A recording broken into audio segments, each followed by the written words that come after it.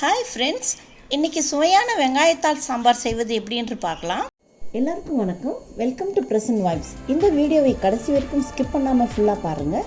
எல்லாரும் என்னோட சேனலுக்கு லைக், ஷேர் மற்றும் சப்ஸ்கிரைப் பண்ணுங்கள். கூடவே பெல் ஐக்கானை கிளிக் பண்ணுங்கள்.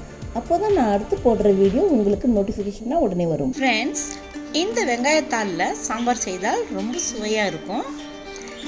வெங்காயத்தால் சுத்தமாக கழுவி இந்த மாதிரி கட் பண்ணி வச்சுக்கலாம். ஒரு கப் துவரம் பருப்பு சுத்தமாக கழுவி வேக வச்சுருக்கேன். இந்த சாம்பாருக்கு மசாலா அரைக்க ஒரு கடாயில் 2 டீஸ்பூன் சமையல் எண்ணெய் சேர்த்துக்குவோம். எண்ணெய் காஞ்சதும் அரை டீஸ்பூன் வெந்தயம், ஒரு வெங்காயம் நீல வாக்கில் நறுக்கியது, 10 பல் பூண்டு,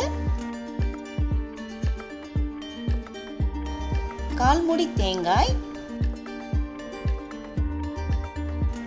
3 தக்காளி போட்டு நல்லாவே வதக்கி விடலாம்.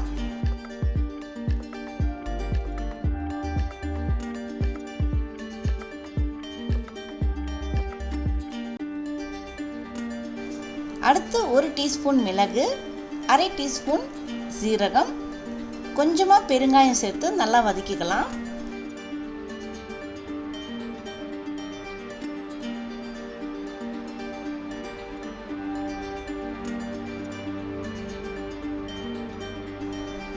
கொஞ்சம் ஆறிய பிறகு ஒரு மிக்ஸி ஜாரில் சிறிதளவு புளி சேர்த்து இந்த மாதிரி நைஸாக அரைச்சி வச்சுக்கலாம்.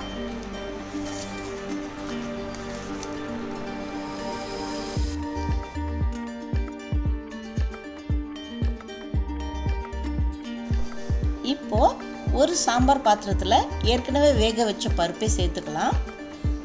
ஒரு தக்காளி நீல வாக்கில் நறுக்கியது சேர்த்துக்கிறேன். 1 டீஸ்பூன் தனியா பொடி, 1 டீஸ்பூன் மிளகாய் பொடி, அரை டீஸ்பூன் மஞ்சள் தூள், தேவையான அளவு உப்பு சேர்த்து அரை கிளாஸ் தண்ணி சேர்த்து நல்லா மிக்ஸ் செய்துக்கலாம்.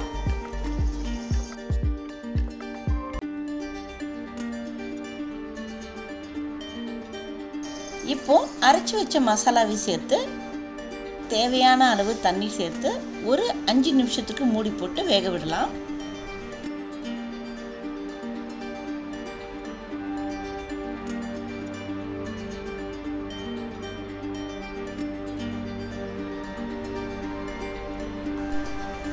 இப்போ சாம்பார் நல்லா கொதிச்சு வந்திருக்கு. அடுத்து தாளிக்க ஒரு கடாயில் 3 டீஸ்பூன் சமையல் எண்ணெய் சேர்த்து எண்ணெய் காஞ்சதும் அரை டீஸ்பூன் கடுகு, 2 காஞ்ச மிளகாய் கிள்ளி போட்டுக்கலாம். கடைசியாக நறுக்கி வச்ச வெங்காயத்தால் ஒரு கொத்து கருவேப்பிலை சேர்த்து நல்லா வதக்கி விடலாம்.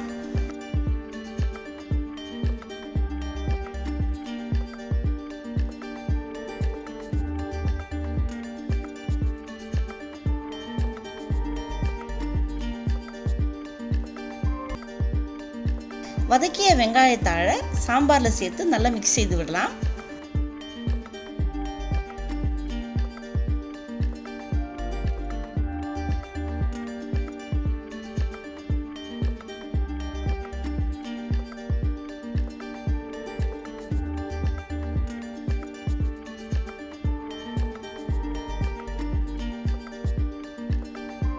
அவ்வளவுதான் ஃப்ரெண்ட்ஸ், சுவையான வெங்காயத்தால் சாம்பார் ரெடி ஆயிடுச்சு. ரொம்ப சுவையாக இருக்கும். நீங்களும் ட்ரை பண்ணி பாருங்கள். ஃப்ரெண்ட்ஸ், இந்த ரெசிபி உங்களுக்கு பிடிச்சிருந்தா லைக் பண்ணுங்கள், ஷேர் பண்ணுங்கள் மற்றும் கமெண்ட் பண்ணுங்கள். மறக்காமல் சப்ஸ்கிரைப் பண்ணுங்கள். மீண்டும் ஒரு சுவையான ரெசிபியோடு உங்களை சந்திக்கிறேன். தேங்க்யூ.